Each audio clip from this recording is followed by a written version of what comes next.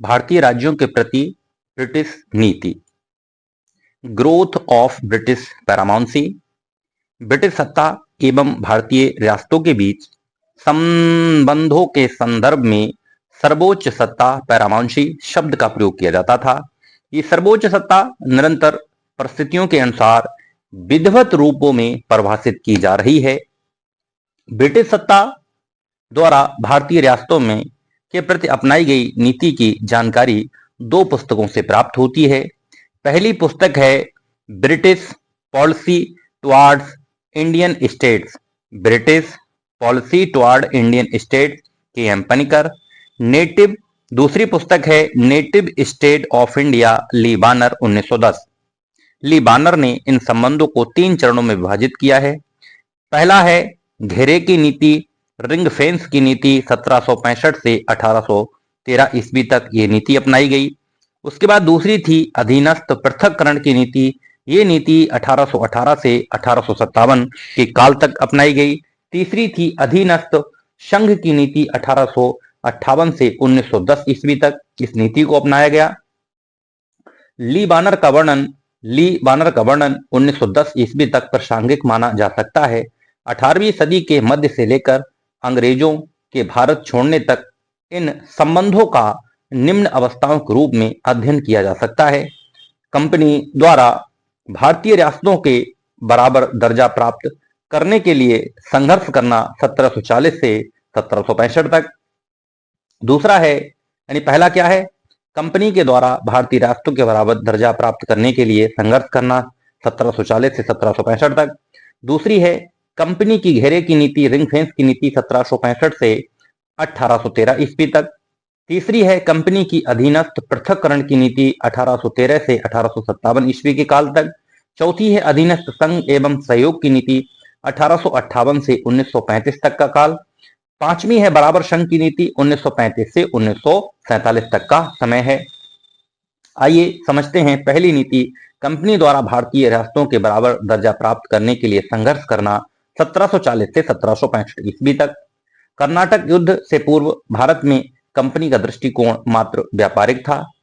युद्धों के दौरान कंपनी की राजनीतिक आकांक्षाओं का प्रादुर्भाव हुआ। 1765 ईस्वी में इलाहाबाद की संधि से कंपनी अन्य भारतीय शक्तियों के समान एक क्षेत्रीय शक्ति के रूप में भारतीय राजनीतिक परिदृश्य में अवतरित हुई थी। दूसरी नीति थी कंपनी की सुरक्षित घेरे की नीति, रिंग फेंस की नीति 1765 से 1813 तक। रिंग फेंस नीति सर्वप्रथम वारेन हेस्टिंग के द्वारा अपनाई गई थी। वारेन हेस्टिंग की इस नीति के तहत कंपनी ने अपने राज्यों के चारों ओर बफर स्टेट अंतः इस राज्य बनाने का प्रयत्न किया। इस नीति के तहत कंपनी ने अपने पड़ोसी राज्यों की सीमाओं की रक्षा की ताकि सीमाएं सुरक्षित रहें। इसका कारण अफगानों मराठों का भय था। अब्दाली के आक्रमण एवं मराठों की चौथ वसूली, जानसोर के हस्तक्षेप। सर जानसोर ने हस्तक्षेप की नीति अपनाई। जो सर जानसोर था उसने हस्तक्षेप की नीति अपनाई। लॉर्ड बेलेजली ने भी अपने पूर्ववर्ती जानसोर की शांति निष्पक्षता की नीति का परित्याग कर दिया और साम्राज्यवादी दृष्टिकोण को अपनाया। वेलेजली का उद्देश्य देशी राष्ट्रों को अपनी रक्षा के लिए कंपनी पर निर्भर करने के लिए बाध्य करना था। इसके लिए उसने शायक संधि प्रथा अपनाई। निम्न देशी राष्ट्रों के साथ शायक संधि की थी। 1798 हैदराबाद और 12 अक्टूबर 1800 को निजाम ने संशोधित शायक संधि द्वारा कंपनी को बलेरी और कुड़ापात के जिले दिए। यानी 12 अक्टूबर 1800 को निजाम ने संशोधित संधि की। इस संधि के द्वारा कंपनी को बलेरी और कुड़ापात के जिले दिए। 1799 मैसूर, 1799 तंजौर, 1801 अवध और 1802 वसीन की संधि पेशवा के साथ की गई थी। वेलेजली की शायक संधि वारेन हेस्टिंग की घेरे की नीति का ही व्यापक रूप थी। इसका मुख्य उद्देश्य कंपनी की सर्वोच्च सत्ता भारत में बनाए रखना था। 1803 में जॉर्ज बालो ने कहा था, 1803 में जॉर्ज बालो कहता है, कोई भी भारतीय रियासत ऐसी नहीं रहनी चाहिए जो अंग्रेज शक्ति पर निर्भर ना हो। लॉर्ड सेलिसबरी ने सुरक्षित घेरे की नीति के बारे में लिखा है, ये नीति पृथ्वी को मंगल ग्रह के आक्रमण से बचाने के लिए चंद्रमा की सुरक्षा की भांति है। इसके बाद तीसरी थी अधीनस्थ पृथक्करण की नीति 1813 से 1857 ईस्वी तक।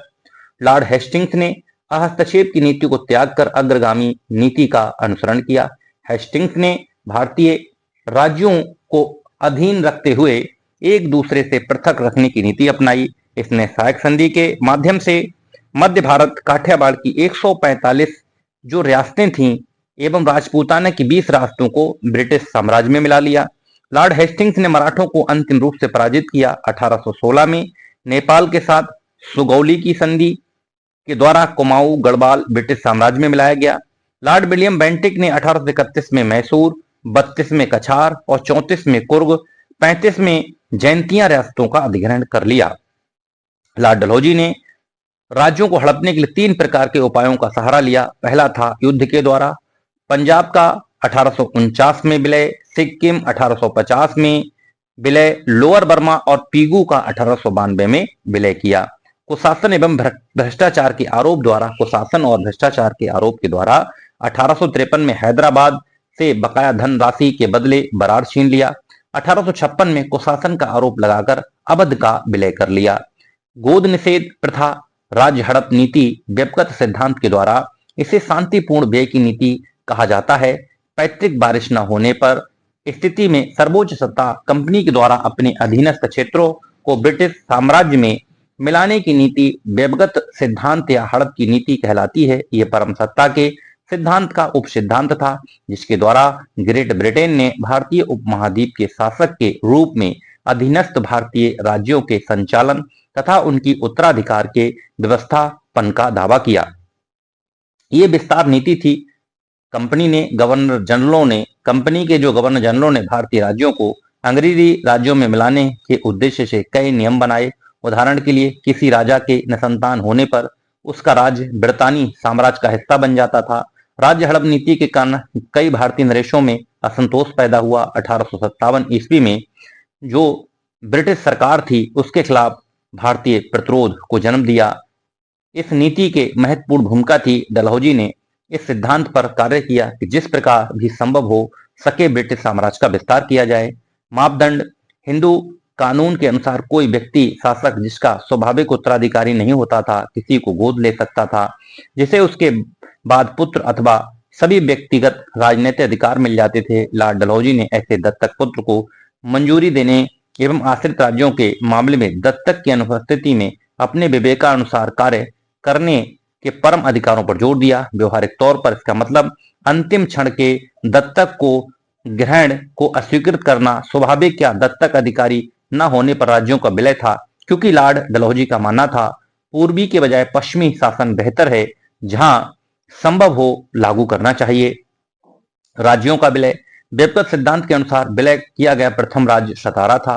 सतारा का राजा अप्पा साहिब था, जिसकी मृत्यु हो चुकी थी और पूर्व ईस्ट इंडिया कंपनी की अनुमति के बिना एक दत्तक पुत्र को गोद ले लिया। लॉर्ड डलहौजी ने इसे आश्रित राज्य घोषित कर इसका विलय कर लिया। कॉमन्स सभा में जोसेफ ह्यूम ने इस विलय को जिसकी लाठी यानी कॉमन्स सभा में जोसेफ ह्यूम कहता है जिसकी लाठी उसकी भैंस की संज्ञा दी।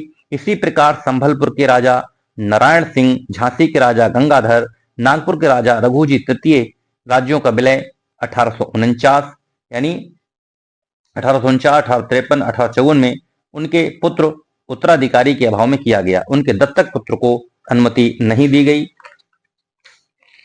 लॉर्ड डलहौजी के द्वारा जो विलय किए गए उनको आइए एक दृष्टि में देखते हैं।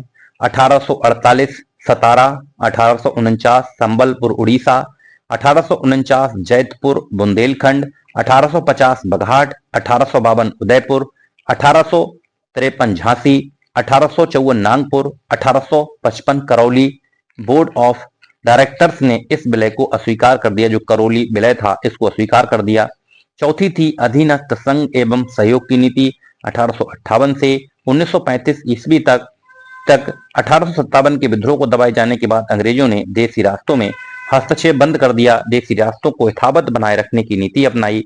1858 के अधिनियम में भारतीय राजाओं को आश्वासन दिया गया था कि उनके वंशानुगत शासन को कायम रखा जाएगा। राजा को गोद लेने का अधिकार वापस दिया जाएगा। लॉर्ड कैनिंग ने डलहौजी द्वारा हड़पी गई बघाट उदयपुर रियासत को वापस लौटा दिया। 1857 की क्रांति के पश्चात लॉर्ड कैनिंग ने कहा था, इन राज्यों में उस तूफान को रोकने का काम किया। यानी लॉर्ड कैनिंग ने डलहौजी द्वारा हड़पी गई बघाट उदयपुर रियासत को वापस लौटा दिया। 1857 की क्रांति के पश्चात कैनिंग कहता है, इन राज्यों ने उस तूफान को रोकने का काम किया जिसका एक झोंका इस साम्राज्य को उखाड़ सकता था। अधीनस्थ संघ की नीति के तहत सर्वोच्चता ब्रिटिश सरकार के पास थी। किसी राज्य में कुशासन की शिकायत होती तो राजा को पदच्युत दंडित किया जा सकता था। जैसे 1867 में टोंक, 1870 में अलवर और 1875 में बड़ौदा। मल्हार राव गायवाड़ के स्थान पर सयाजी राव को शासक बनाया गया। 1889 में कश्मीर और 1893 में मणिपुर। सर जॉन लॉरेंस ने महान अकर्मण्यता, प्रभावी अकर्मण्यता की नीति अपनाई। 1876 में रॉयल टाइटल एक्ट पारित कर 1877 ईस्वी में लॉर्ड लिटिल ने दिल्ली दरबार में महारानी विक्टोरिया को भारत की महारानी, साम्राज्ञी, empress of India, Kesare Hind की उपाधि दी। 1903 में लॉर्ड कर्जन एवं 1911 में लॉर्ड हार्डिंग ने भी दिल्ली दरबार का आयोजन किया। 1881 में मैसूर उसके परंपरागत राजवंश वाडियार को इस शर्त पर लौटा दिया कि वहां शासक क्राउन के अधीन रहेगा। लॉर्ड कर्जन का दृष्टिकोण साम्राज्यवादी था। 1903 में उसने दिल्ली में भव्य दरबार का आयोजन किया। 1921 में चेंबर्स ऑफ प्रिंसेस नरेंद्र मंडल का गठन किया गया। नरेंद्र मंडल की स्थापना 1920 में ब्रिटेन के राजा सम्राट जॉर्ज पंचम के शाही फरमान के द्वारा 23 दिसंबर 1919 को की गई थी। जब 1919 के भारत सरकार अधिनियम को ग्रेट ब्रिटेन के संसद में पारित कर दिया गया और उसे ब्रिटेन के राजा द्वारा शाही स्वीकृति मिल गई। इस सदन के स्थापना के बाद ब्रिटिश सरकार की उस नीति का अंत हो गया जिसके तहत ब्रिटिश संरक्षित भारतीय रियासतों को एक दूसरे एवं विश्व के अन्य देशों में अलग रखती थी। नरेंद्र मंडल की पहली बैठक 8 फरवरी 1921 को हुई। नरेंद्र मंडल की स्थायी समिति के अध्यक्ष कुलाधिपति कहा जाता था, जिसे अंग्रेजी में चांसलर कहा जाता था। नरेंद्र मंडल की स्थायी समिति कुलाधिपतियों की सूची निम्नलिखित थी। रियासत, नाम और कार्यकाल। बीकानेर के महाराज सर गंगा सिंह बहादुर 1921 से 1926। पटियाला के महाराज भूपेंद्र सिंह 1926 से 31।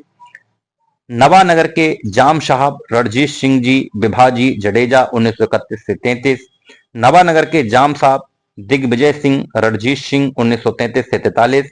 पटियाला के महाराज यदवेंद्र सिंह 1943 से 44। भोपाल के नवाब मोहम्मद हमीदुल्लाह 1944 से 1947।